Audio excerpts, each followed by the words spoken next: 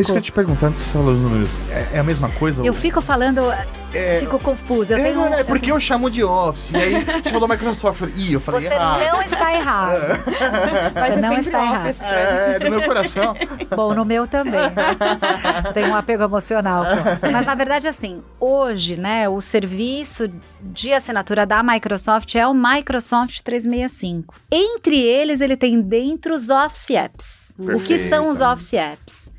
O Excel, PowerPoint, o OneNote, né? E ele tem 1 tera na nuvem. Dependendo do serviço que você adquire, se é o Personal ou o Family, você tem 1 tera para você, um usuário, e 5 dispositivos, ou são 1 tera por usuário, né? Até 6 pessoas da família, que é o Family.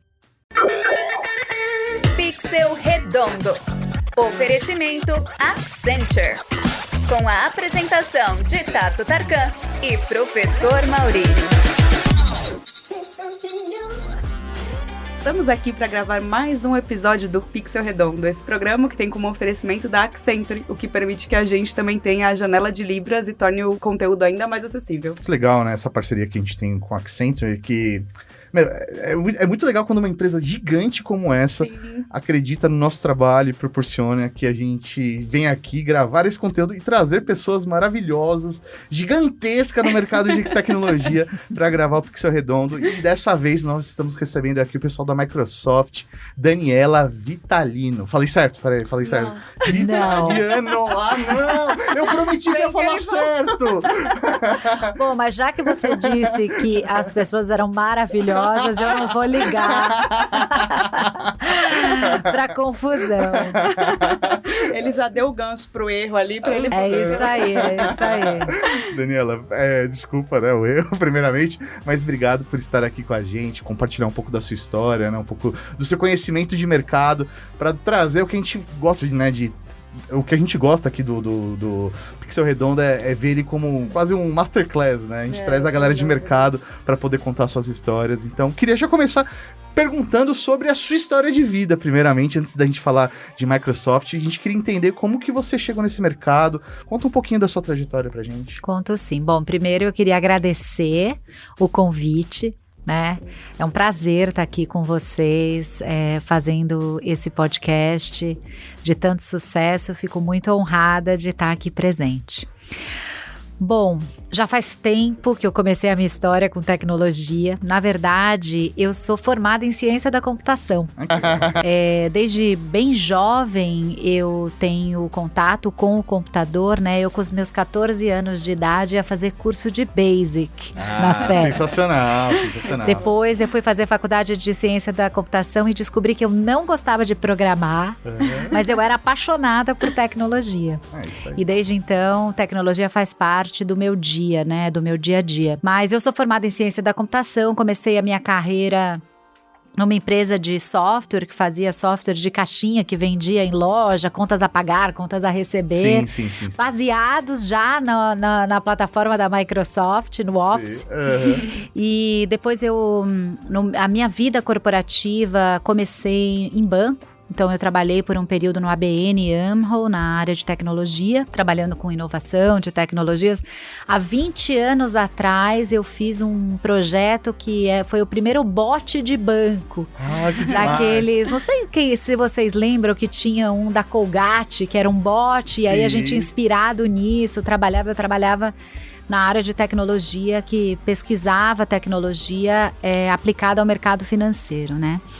E entre esses projetos, um dia eu tive um projeto que me apresentou a plataforma da Microsoft. Eu fiquei ainda mais apaixonada pela Microsoft. E um dia tive a oportunidade, apareceu uma vaga e eu apliquei. E nesse momento eu mudei a minha carreira totalmente e fui trabalhar em marketing. Olha só. E entrei na Microsoft para cuidar da plataforma de colaboração da Microsoft, antes do SharePoint, que é um produto super utilizado hoje para o mundo empresarial, né, para empresas, na verdade. E foi assim que eu mudei minha carreira de tecnologia para marketing. Hoje eu estou na Microsoft há 14 anos já. Tive diversas posições na área de marketing, na área de vendas, na área de parceiros, né? Ao longo desses 14 anos aí, descobri que, assim, eu sou ainda mais apaixonada por tecnologia, mas que eu também gosto muito de canal, gosto muito de negócios.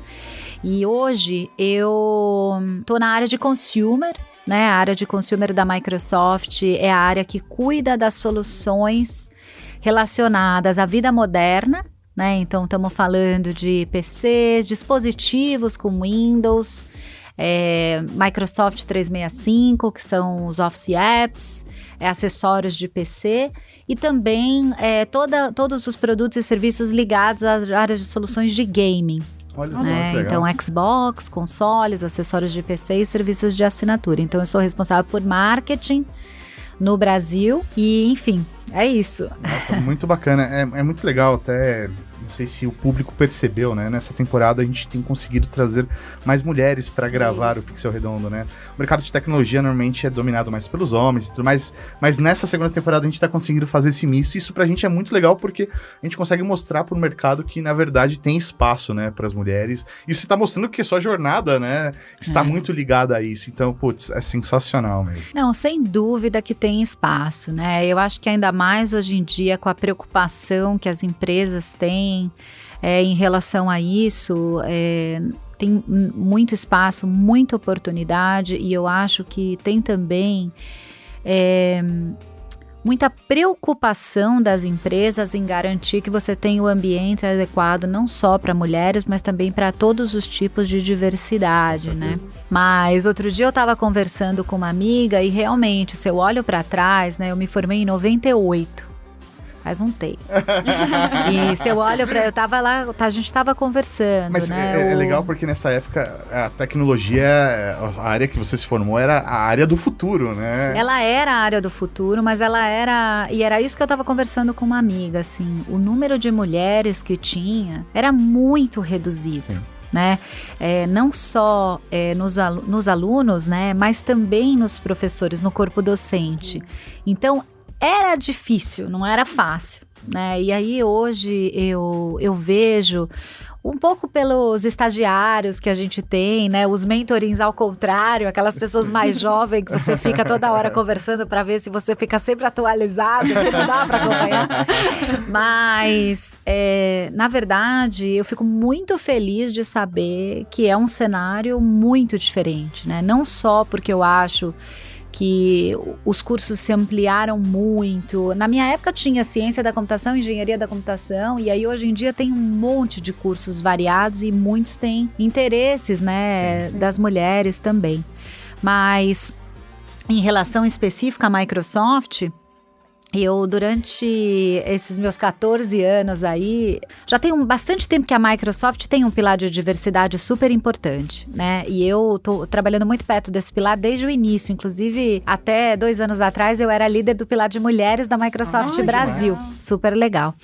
E eu fico muito orgulhosa, assim, de trabalhar numa empresa, e mais que uma empresa, eu acho que um ecossistema, né, que tem essa preocupação. Então, super legal. Aí não queria me estender no tema, sim, mas ele é apaixonante, né? Não, eu fico feliz legal. Porque a gente, sei lá, temporada anterior que a gente realmente conseguiu trazer menos mulheres, assim, a gente tinha comentários de ouvintes, né, que falavam com a gente que às vezes não tem, assim, um espelho, ou mulheres que estão vendo ali, que estão executivas, né, que conhecem por trás do cenário de tecnologia, e é muito bacana a gente poder trazer e essas pessoas estarem assistindo e estarem ouvindo e escutarem ali mulheres num cenário de tecnologia e em gestão, né? Eu acho que é sensacional, realmente. Sensacional mesmo.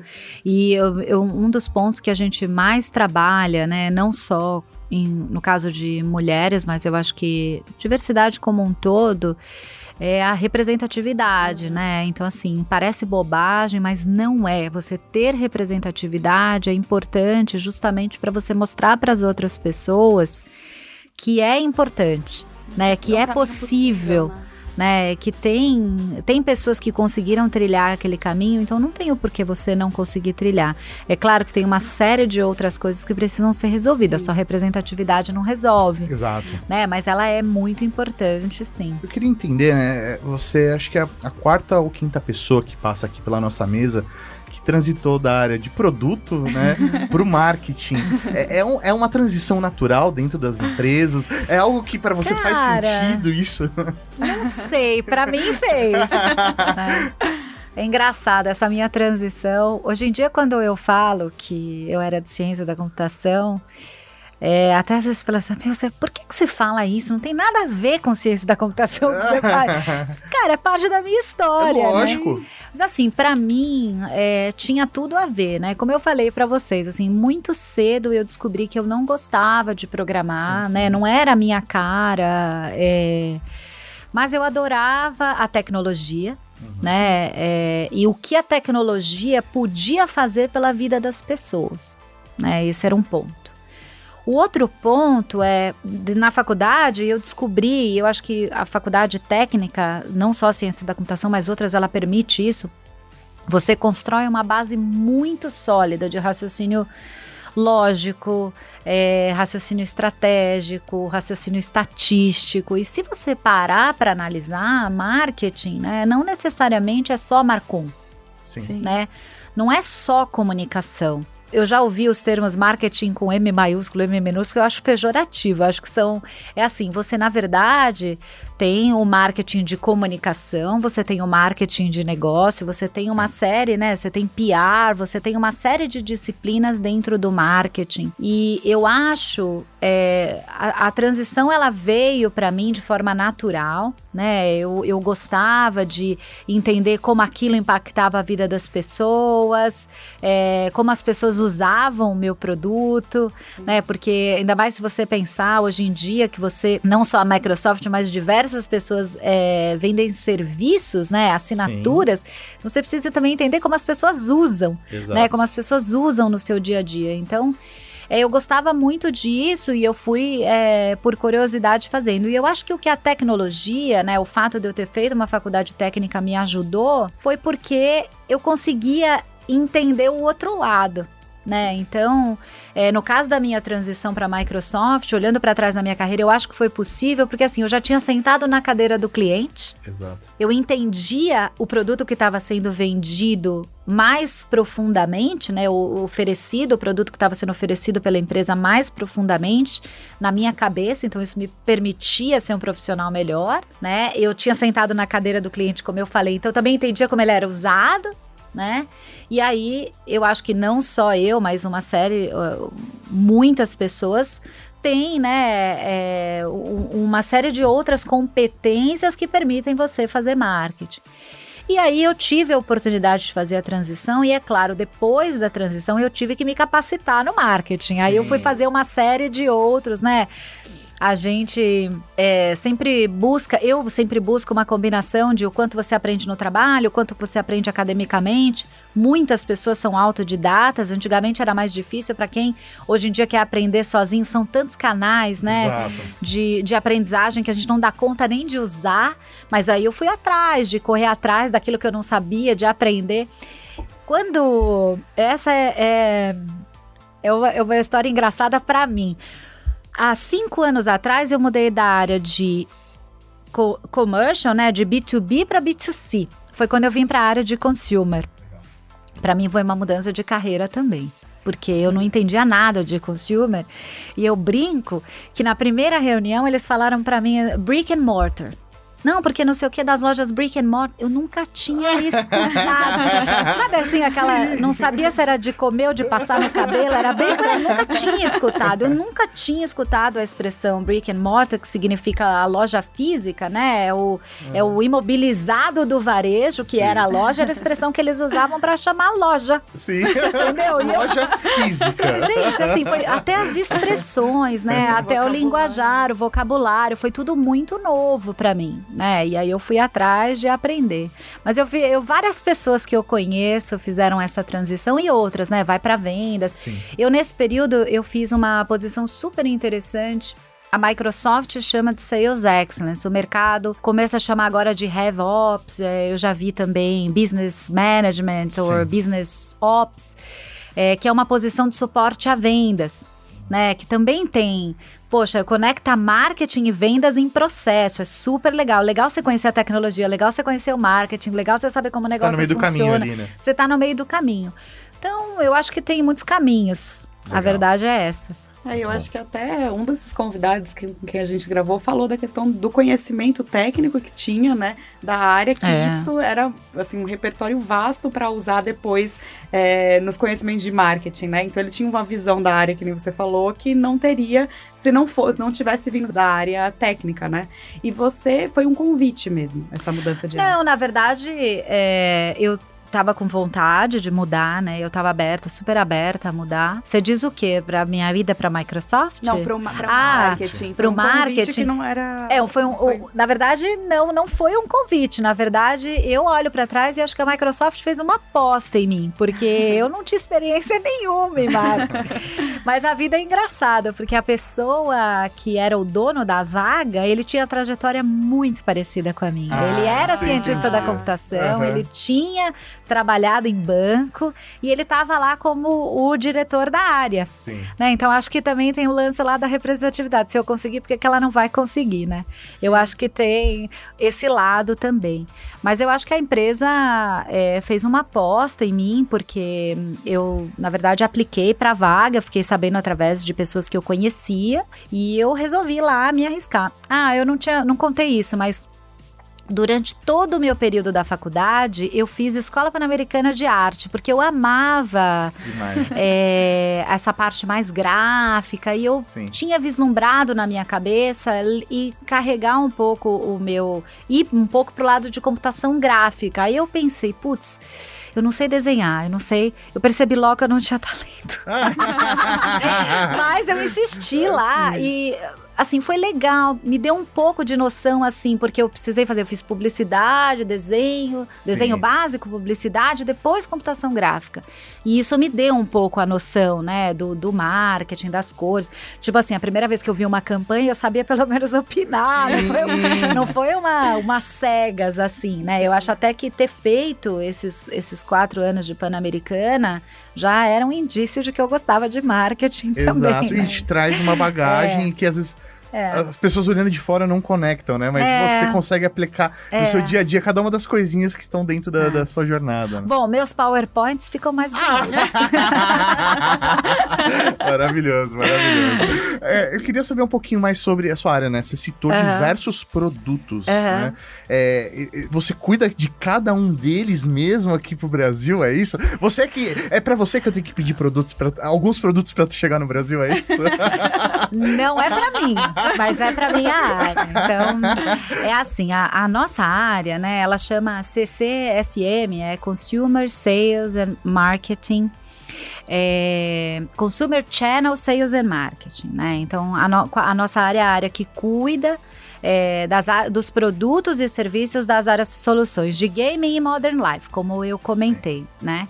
Qual a nossa missão? A nossa missão é prover o melhor experiência para o nosso cliente através do canal. Que canal? Né? O canal que ele se relaciona, que é o varejo. Né? Perfeito. Então, a gente trabalha muito próximo dos nossos distribuidores e dos nossos varejistas. A Microsoft, independente de consumer, é uma área de canal, né? Sim, ela trabalha sempre com o canal. E a gente trabalha muito próximo deles para garantir que os nossos produtos e serviços cheguem ao cliente com a melhor experiência possível. Né? Então, o time como um todo, sim, ele tem a preocupação e a articulação interna para garantir que a gente não só tem os nossos produtos e serviços chegando no Brasil, mas que eles cheguem o mais adequado possível ao nosso mercado, né? A gente, no Brasil, vocês sabem, tem um cenário muito especial de regulamentação, né? De impostos, enfim, é uma complexidade que precisa toda ser traduzida, né, do Brasil para a empresa. Então, sim, as áreas de categoria, né, dentro da nossa área de consumer que são responsáveis por isso. Você tem o time de vendas, claro, que garante que tudo isso está chegando lá na ponta. Mas a gente atua junto com ele. As nossas prioridades nos últimos anos, principalmente nesse ano, tem sido em ajudar a transformação digital, né, de forma mais ampla. Então, primeiro, olhando o produto, o serviço em si. Então, a Microsoft trabalha com serviços de assinatura, né, oferece serviços de assinatura já tem alguns anos, né? Então, no caso do Microsoft 365, há quase 10 anos, aí o produto foi lançado em 2013. E nos últimos anos lançou também o serviço de assinatura de games, que é o Game Pass. Então, essas assinaturas, elas podem ser vendidas lá de forma física ou elas podem ser vendidas de forma digital. E essa é a transformação digital. E ela é muito aderente à necessidade do consumidor, que é entrega imediata, sem frete, na hora que ele quer, no canal que ele quer. Então, a gente trabalha muito para garantir que os varejistas, os canais especializados de varejo, os canais especializados de jogos, tenham essa disponibilidade desse produto digital. Perfeito. Né? É muito curioso, né? A Rede Geek, ela existe de 2007, né? E a gente acompanha esse mercado de tecnologia desde então, né? Foi o que motivou a gente a criar o nosso conteúdo. E foi muito legal ver esse projeto de transição da Microsoft, de ser uma empresa de produto para ser uma empresa de serviço, né? De prestar, né, esses serviços de assinatura, seja através de um Office 365, né? Ou até os serviços ligados a Xbox, de alguma maneira. E isso, para mim, foi o que modernizou a empresa como um todo, e eu passei a enxergar a Microsoft de uma outra maneira quando eles tomaram essa decisão, né? E aí eu queria entender como que é dentro do seu trabalho, né? Mostrar isso pro público, né? Sei lá, por exemplo, minha mãe teve dificuldade na hora de falar, não, eu quero comprar um Office, ela queria comprar licença e ter a caixinha com o código dela. Isso aí. E eu falei, era assim, né? Eu falei, não, paga uma assinatura, porque você sempre vai ter a versão mais moderna. Sai atualização, você sempre vai ter ela, né? Como que é essa transição para vocês, né? E como realmente mostrar para o público esse valor de se utilizar o serviço Microsoft? Bom, esse é o maior desafio, né? Eu falo que há muita coisa para comunicar com pouco tempo, porque ninguém tem paciência de olhar nada mais do que 5 segundos, então é muito difícil. Mas antes de falar sobre exatamente a sua pergunta, sim, a Microsoft já faz muitos anos, né, fez esse movimento de ir para a nuvem, foi um movimento importante para a empresa, né? Ela fez esse movimento não só no B2B, mas também no B2C. Então, como eu comentei, o Office 365 foi lançado em 2013, né? Já faz quase 10 anos. E apesar de eu estar falando que eu vendo ele de forma digital, né, nos últimos 2 anos que a gente começou a disponibilizar o ISD, que chama de forma digital, ele era um serviço digital com nuvem vendido em caixinha. Mas já era um serviço, né, de nuvem. Exatamente. Mas assim, o segundo, então eu comentei, né? Então tem lá o time trabalhando o line-up de produtos, tem o time garantindo a disponibilidade, tem esse foco grande em transformação digital. A minha área em especial, eu sou responsável por marketing, né? Então, a minha área em especial tem 2 focos e eles estão ambos relacionados ao que você acabou de falar. Um é garantir que a gente tem a melhor jornada para o nosso cliente dentro dos canais que ele interage, né? E essa jornada nos últimos 2 anos ficou muito digital, né? Então a pandemia fez uma movimentação, né, do consumidor. O consumidor antes ele já estava pesquisando na internet, ele já ia na loja, mas na pandemia a gente saiu do eu fazia porque eu queria, eu faço porque eu preciso, né? Sim. E aí acelerou demais as plataformas digitais. Então, meu time e a própria empresa dá bastante ferramenta pra gente entender o cenário do e-commerce. Então, assim, tem conteúdo lá?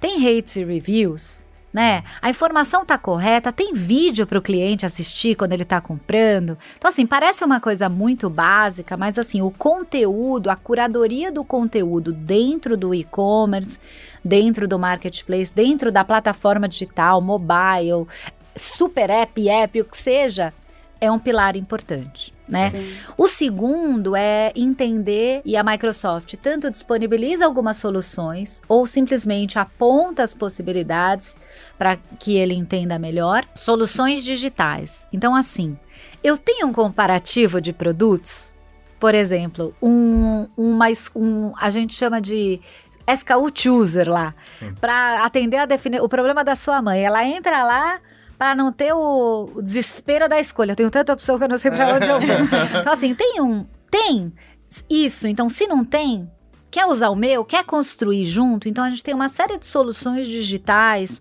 né, que a gente fica sempre discutindo, ofertando, enfim, negociando com eles para a gente ter, para melhorar a experiência. Então, seja, escolha o melhor Office, escolha o melhor PC, né? Então, esse é um outro ponto. E o outro são as campanhas, né? Então, como eu comentei, a gente trabalha com um canal, né? Então, a gente atua junto com o canal para trabalhar, não só ter a melhor oferta, mas comunicar para ele, para o consumidor, a melhor oferta. Sim. Né? Então, essas são as principais áreas de atuação da minha área, e o objetivo é sempre melhorar a jornada do cliente. Né, entregar para ele a informação que ele está procurando e o que ele está procurando nesse momento. Tem uma parte muito importante que a gente começou a focar no último ano, que é o uso, né? Então, a Microsoft já tem isso por definição. Então, se você entrar na internet, nos nossos sites proprietários ou não, assim, você vê uma infinidade de cursos, né, de como usar melhor o nosso produto, como eu consigo explorar a segurança da minha família usando o M365, como eu consigo construir uma apresentação melhor, como eu consigo me comunicar, colaborar com as pessoas usando as nossas plataformas. Então a gente começou também a levar isso para o consumidor, né, seja por diversos canais de marketing, né? Sim. E-mail, CRM, vídeos, treinamentos, uma série de coisas. É um processo, assim, de construção educativa mesmo, né? Sem de dúvida. Mostrar o caminho, o que vocês disponibilizam, ou o que pode ser melhor. Até isso vocês também fazem, de ter um contato com o consumidor final, do tipo, qual é a melhor solução para você? Ele trazendo o problema, vocês também dão esse tipo de atendimento personalizado? No momento da escolha, não. Né? A gente faz isso através do canal. Então, eu falei bastante do e-commerce, mas a loja física sempre teve uma importância muito grande para o varejo e para a Microsoft, né? Na época da pandemia, ela foi muito impactada, mas a gente já vê uma retomada forte da importância dela e da solução. Agora precisa convergir, né? Agora precisa os dois convergirem. O que a gente falava de Omni lá atrás, eu acho que a pandemia vai acelerar mesmo, né? Mas aí, como eu atuo, né? Como a gente, Microsoft, atua. Eu não, a Microsoft na minha figura. A gente atua junto ao varejista, garantido que os promotores e os representantes de vendas deles nas lojas estão treinados. Sim. Né? Garantir, e aí eles podem orientar o cliente na hora da aquisição. Bom, fornecendo e tendo, né, uma série de treinamentos e vídeos onde ele pode se capacitar e ver depois do uso, né? Tem uma área que não está diretamente sob a nossa gestão, nem a minha, nem a de ninguém em consumer, mas é uma área de extrema importância da Microsoft, que é o atendimento ao cliente. Sim. Né? Então, essa área também tem a preocupação, ela tem o compromisso com a satisfação do cliente, né? E ela é uma área que está sempre buscando soluções e melhorias para garantir que o cliente tenha a melhor experiência na hora do uso do produto. Então, na hora de instalar, na hora de usar, né? Então, e está sempre evoluindo. O lançamento do Windows 11 e as últimas versões do Office tem lá dentro dicas de uso, né? Tem o suporte lá dentro mesmo do produto. E tem também, claro, se você não encontra a sua informação, tem um canal de atendimento online por chat que as pessoas podem acessar. E como você falou, 10 anos já, né, do serviço em nuvem.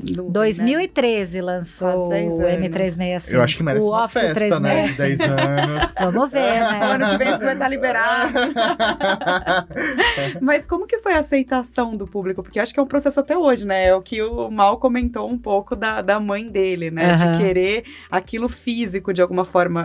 Como que foi esse processo de aceitação? Vocês tinham a troca com esse consumidor? Olha, eu não chamaria de aceitação. Eu acho que assim, o consumidor, a Microsoft, eles foram evoluindo e a nuvem foram evoluindo juntos. É num caminho meio que sem volta, né? Não tem, às vezes, muita escolha. Esse é o caminho. Não dá tem que se adaptar, né? Exatamente. E eu acho assim, apesar, né, de ser um serviço de nuvem e dos aplicativos de nuvem e dos serviços que usam a nuvem serem de extrema importância, no caso do Office, dos aplicativos de Office, o usuário também tem a escolha de continuar usando eles instalado na máquina. Sim. Então, se a experiência para você continua sendo instalar na máquina, tudo bem, você pode ir lá instalar. Agora, é uma evolução, né? Por que eu falo que é uma evolução? Tem um slide que eu adoro, eu sempre uso nas minhas apresentações,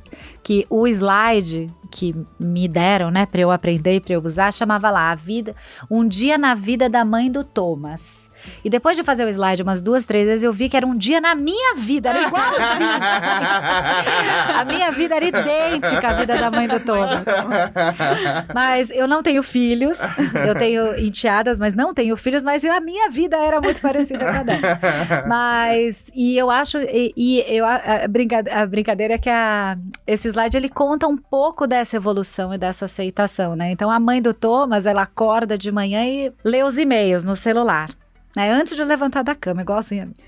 Lê lá os e-mails no celular. E aí ela vai fazer o café da manhã e as crianças já saíram para a escola e ela está acompanhando através lá de uma funcionalidade de segurança onde está a localização do filho. Né? Depois ela senta e vai fazer a apresentação de um trabalho que ela tem que entregar e ela opta por, nesse momento, usar o computador.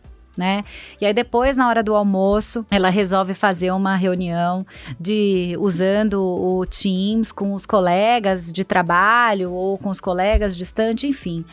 Ao longo do dia, né, a tecnologia e os aplicativos de comunicação, de produtividade e de entretenimento vão fazendo parte da vida da gente. E há 10 anos atrás era um pouco diferente. Né? A gente talvez usava menos, usava diferente. E a nuvem, ela também foi começando com um desejo e ela passou a ser uma necessidade, né? Então, antes, eu punha meus arquivos na nuvem e eu precisava de 1 tera porque eu era moderno e ia pôr na nuvem. Sim. Agora, gente, há 2 semanas atrás, pela primeira vez, em 20 anos trabalhando na frente de um computador, todos os dias eu derrubei um copo d'água no meu computador. Me desesperei. Em 2 horas, eu estava com tudo funcionando de novo. Porque tudo meu estava na nuvem, né? Entendeu? E aí eu liguei e todos os meus arquivos estavam lá, eu nem acreditei. Entendeu? Funciona mesmo! Então assim, hoje você usa a nuvem, né? Então o M365 tem o OneDrive. Você usa o OneDrive, eu uso o OneDrive, eu, Daniela, não da Microsoft, eu, Daniela Vitaliano, pessoa física, uso o OneDrive porque na hora que eu troco de celular, eu quero todos os meus documentos lá, entendeu? Na hora que eu troco de computador, eu quero tudo lá, na hora que eu dei um tilt em qualquer coisa, e tá tudo lá, é por vontade, é por necessidade, mas é um pouco por evolução do comportamento, eu acho. E eu acho que a aceitação, ela veio assim. Né? E assim como tudo que evolui, cada um evolui num momento diferente. Então, sim, tem algumas pessoas que ainda não estão lá. Tem outras que não entendem nem como a gente fazia antes. Não conseguem nem entender. Então, eu acho que é um pouco desse caminho. Mas eu queria dividir com vocês alguns números que são super legais. Desde o lançamento, né, os Office, antes Office e agora Microsoft 365. Isso que eu ia te perguntar antes de você falar os números. É a mesma coisa? Eu fico falando... Fico confusa. Porque eu chamo de Office. E aí você falou Microsoft. Eu falei Você errado. não está errado. Você não está errado. No meu coração. Bom, no meu também. Tem um apego emocional. Mas na verdade, assim, hoje, né, o serviço de assinatura da Microsoft é o Microsoft 365. Entre eles, ele tem dentro os Office Apps. Perfeito. O que são os Office Apps? o Excel, PowerPoint, o OneNote, né? E ele tem 1 tera na nuvem. Dependendo do serviço que você adquire, se é o Personal ou o Family, você tem 1 tera para você, um usuário, e 5 dispositivos, ou são 1 tera por usuário, né? Até 6 pessoas da família, que é o Family. Então, esse é o Microsoft 365. E tá toda hora trazendo novidade, incorporando novidades, novas funcionalidades para ele. Legal, né? Então em vez de eu me limitar, né, ao só o pacote Office, eu tenho o pacote Office e mais os outros produtos dentro da família Microsoft, que faz sentido estar dentro ali da nuvem. Exato, mas o Office continua existindo. Perfeito. Office Apps, os aplicativos do Office, que são aqueles lá que a gente conhece, Excel. Então, e aí o Microsoft... Antes Office 365, agora Microsoft 365, tem, no último relatório a Microsoft reportou 59,7 milhões de usuários no mundo, né? E a pandemia, infelizmente foi a pandemia, acho que ia acontecer, talvez num ritmo menos acelerado, né? Mas o que a gente viu é que nos últimos 2 anos o comportamento de comunicação e colaboração online ficou muito mais intenso. Né? E nesse momento a Microsoft já tinha o Teams. E a gente, no último relatório também reportou 270 milhões de usuários no último trimestre no Teams. É muita gente. É muita gente. É muita gente. Nossa Senhora. É muita gente. E o comportamento do consumidor, né, mudou. E ele, como eu comentei, ele usa muito mais os dispositivos, né? Seja o PC, seja o celular, para tudo. E principalmente o PC, ele passou a usar mais, né? Eu acho que talvez que era mais conveniente, estava lá em casa, e ele está usando muito, não só para comunicação e colaboração, mas também para entretenimento. Então, o número de horas que você passa no PC aumentou em 46%, a nossa telemetria mostra. E o número de pessoas usando plataforma de comunicação e colaboração 10 vezes mais. É uma mudança significativa, né? Esses são dados mundiais, é isso? São dados mundiais, sim. E aí o Brasil tem a relevância do Brasil dentro desse... O Brasil é um país digital, né? Assim, não são os números da Microsoft que mostram, mas todos os indicativos mostram que o Brasil é um país que ele adere muito rápido a todas as soluções digitais, social media, uso de aplicativos, uso de serviços. Então, o que eu posso dizer para você é que a Microsoft vai nessa linha também, mas eu não tenho os dados locais. E eu acho que faz muito sentido, até porque, querendo ou não, o Brasil, ele, financeiramente falando, não é um país rico, né? É um país que está sempre buscando o seu desenvolvimento. E aí, a partir do momento que você troca, né, para o serviço de nuvem, você meio que barateia todo o processo, você torna acessível para as pessoas. Então, para você rodar, por exemplo, um Office com qualidade, você não precisa ter uma super máquina para fazer isso, né? Você pode rodar isso na nuvem, no navegador, e isso vai atender muito bem. Então, aquele computador velhinho pode continuar útil, né? Você não precisa ter um investimento numa máquina. Você vai utilizar, por exemplo, fazer uma reunião, você pode utilizar no seu smartphone e ele vai atender muito bem para fazer o Teams, né? Então, a nuvem proporcionou que isso acontecesse, né? E acho que faz muito sentido para países, sei lá, como Índia, Rússia e Brasil também, né? Ter essa aderência rápida. Acho que você tocou num ponto chave que eu tinha esquecido de comentar.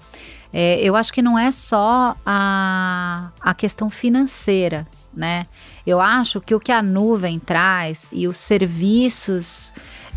a nuvem traz, os serviços de assinatura trazem realmente o respeito à escolha do cliente. Exato. Né? Porque assim, ele pode assinar por mês, ele pode assinar por ano, ele pode assinar e parar de assinar, ele pode... Entendeu? E assim, eu acho que não só ajuda, claro, na questão de poder de compra, mas também é um respeito, né? E uma resposta, eu acho, que mostra que realmente ele tem escolha e ele pode escolher o que funcionar melhor para ele. Exato. Né? Então, e aí vocês conseguem acompanhar essas escolhas, assim, não sei se em tempo real, mas essas escolhas que esses clientes fazem de acordo com o que é disponibilizado em serviço e repensar esses serviços, como que é feito isso? Da questão de possibilidade de assinatura? Olha, eu não tenho muitos dados, na verdade eu não tenho muita informação de como acontece a evolução das funcionalidades, né? Mas o que eu posso trazer aqui para o nosso papo é que desde que a gente evoluiu, né, para esse cenário de serviços, de assinatura e de updates automáticos, né, porque quando você updates de funcionalidades, quando você migra para o serviço e você não comprou aquele produto perpétuo, se ele vai evoluindo, você vai evoluindo junto, né? Então a gente mudou de um cenário de grandes lançamentos para pequenas atualizações e melhorias nas funcionalidades. E eu não vou saber exemplificar para você agora todas aqui, mas eu me recordo que nos últimos 2 anos que a gente teve um uso aí enorme do Teams, né? E a gente foi vendo, assim, a cada 15 dias, a cada 20 dias, novas funcionalidades aparecendo, né? Sim. O fundo da tela, o poder colocar mais pessoas para dentro. Então, assim, a Microsoft tem, claro, todos os cuidados com privacidade de dados, a gente não acessa, não acompanha. Bom, eu não tenho acesso a nada, sei que... Mas telemetria, independente de informação de usuário, informação de uso, é algo super importante, que a gente acompanha. E eu acho que isso mostra muito o comportamento, né, de funcionalidades e de dados e ajuda muito a trazer essas evoluções. E como que é para você lidar com, pelo menos na minha visão, né, parecem ser 2 públicos muito diferentes. Você falou que a sua área é basicamente dividida em a vida moderna ali, né, que está muito associado, sei lá, ao nosso trabalho, à vida corporativa, sei lá, estudantil, né, ao, sei lá, o Microsoft 365. E ao mesmo tempo você tem lá game, né? Você tem um Game Pass, né? Você tem Xbox. Como que é lidar com esses 2 públicos dentro dessa gestão, né? Porque eu imagino que sejam pessoas completamente diferentes. A audiência é diferente, sem dúvida, né? Bom, somos todos consumidores. Sim. Então, mas sim, a audiência é diferente, né? Tem suas diferenças. Eu acho que nos últimos anos você tem ainda um terceiro, que é o PC Gamer, que é o cara que tá aí. Mas, sei muito bem, é diferente, mas é igual, né? É todo mundo consumidor e eu acho que, como eu comentei com você, né? As áreas de preocupação que a gente tem e as áreas que a gente dá foco junto ao nosso canal, a gente tem preocupação de entregar o melhor conteúdo para ele, né, numa jornada que seja boa para ele e que tenha um produto que ele está esperando receber. Então, independente da gente ser, estamos falando de vida moderna, estamos falando de game, eu acho que esses princípios se aplicam igual. Né? O que acontece no cenário gaming, eu não tenho muita propriedade para falar, porque quando a gente está falando de gaming, além da minha posição de marketing, você tem algumas áreas de atendimento específico. Então tem quem cuida de PR, tem quem cuida da comunidade, porque você está falando com fãs. Exatamente. Né? E aí você tem uma abrangência muito maior do marketing e existe essa preocupação também da Microsoft, né, de estar presente nos canais onde estão os gamers, de estar atuando forte com aquelas pessoas que estão criando conteúdo para os gamers, né, de estar alimentando a comunidade com a informação mais real, a informação mais de última hora. Então, eu acho que a diferença estaria aí. Né? Então, de você, além de tudo que a gente já faz, você ainda ter essa relação com o consumidor diretamente, trazendo ainda mais informação, ainda mais conteúdo para ele. Não que não tenham fãs, né, do Microsoft 365. Bom, eu sou. A mãe do Mas mal é tá diferente. Mas é diferente, né? A gente tem consciência que é diferente, né? E fazer marketing para fã é muito diferente de você com certeza fazer. Então tem essas diferenças aí. Na verdade é um pouco mais amplo, né? Toda a atuação em game. E como que funciona a regionalização desses serviços aqui, de trazer para o Brasil mesmo? A gente tem muita diferença, ou como que é pensado o público mesmo do brasileiro? O que a gente, normalmente, vocês costumam observar para pensar na adaptação Existe uma localização, serviços, para o Brasil? Olha, localização de produto, né? Você tem uma funcionalidade específica para o Brasil. Eu desconheço. Existe sim o compromisso da Microsoft de ter o Brasil e a língua portuguesa como uma prioridade, né? Então, recentemente a gente fez alguns lançamentos em gaming e o Brasil foi um dos países, um dos primeiros países a ter, por exemplo, o cloud gaming. Eu participei da época do lançamento do Office 3. Office, aquele Office. Na época da mudança do dicionário da língua portuguesa. E foi uma loucura, porque a gente conversava lá com os Estados Unidos para explicar que o dicionário tinha mudado e que a gente precisava fazer algumas adaptações e eles priorizaram, né? Então, assim, essas adaptações de produto, mas são muito mais localização de idioma ou priorização de lançamentos de algumas funcionalidades no tempo, primeiro o Brasil do que outros, né? O que a gente faz no Brasil, como eu mencionei muito, que eu acho que é o trabalho principal, é justamente você traduzir as necessidades do Brasil para viabilizar o lançamento dos nossos produtos, né? Então, como eu comentei, tem muitas normas técnicas, tem muitas agências, principalmente para a área de hardware, tem muitas questões tributárias que são especificidades do Brasil. Né? Então tem um esforço muito grande do time para trabalhar tudo isso, para garantir que o nosso produto consegue ser lançado aqui a tempo ou no mesmo tempo, né? Com enfim, da melhor forma possível, né, para o nosso consumidor. Legal. Até agora a gente meio que trabalhou, né, no bate-papo aqui com exemplos sempre ligados a software, né? Uhum. Mas hoje, dentro da sua área também tem hardware. Tem o console Xbox, tá dentro da sua caixinha também? Ou, sei lá, mouse e teclado, é mais mouse e teclado, periférico? Não, tá assim. Ó, tudo. Da linha de vida moderna, né? Tem todos os acessórios de PCs. Legal. Então, mouse, teclado, headsets. E da linha de gaming, você tem consoles, né? E também os acessórios game, porque tem acessórios, controles, né? E outros acessórios exclusivos game. Legal. E como que foi, por exemplo, a gente falou da pandemia, né? Como cresceu a parte de serviços, mas ao mesmo tempo a gente teve essa dificuldade em relação a peças, né? Uhum. Isso impactou dentro do seu trabalho, da sua atividade dentro da Microsoft, porque lá no varejo, ou sei lá, por mais que tivesse a loja online, né, às vezes não tinha um produto para fazer essa entrega. Sim. Bom, eu acho que não foi algo que só a Microsoft sofreu, né? Mercado, eu acho que infelizmente. E não foi também só os nossos produtos diretos, né? Então, por exemplo, apesar da gente não ser fabricante de computadores e a gente não comercializar o Surface no Brasil, o nosso produto, que é o Windows, ele vai embarcado dentro E existiu uma restrição de suprimentos, né, muito grande, que impactou sim o nosso canal. E a gente teve, assim como diversas outras indústrias e a Microsoft em outros países, muito menos produto disponível do que a gente gostaria.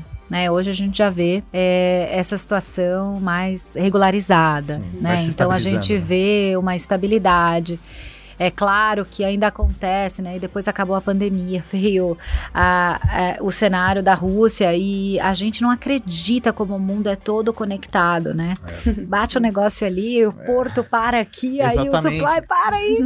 Isso cara, é uma loucura. Container, cara. Como assim? Tem container para transportar peça, cara. Isso. É absurdo isso. E assim, a gente ouve, né?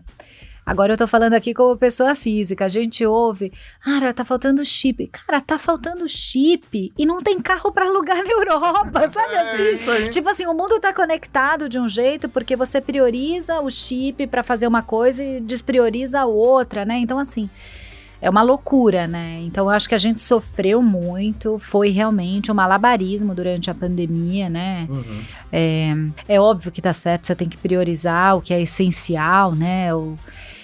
Mas agora a gente já vê a situação toda muito mais regularizada. Entendi. Dani, a gente meio que tá encaminhando pro final, mas legal. Eu queria te contar a verdade, né? Lá vem. Tudo isso aqui foi uma grande desculpa para trazer você aqui para eu poder falar que eu queria Surface no Brasil. E faz tempo que pede. Na verdade, foi uma grande desculpa.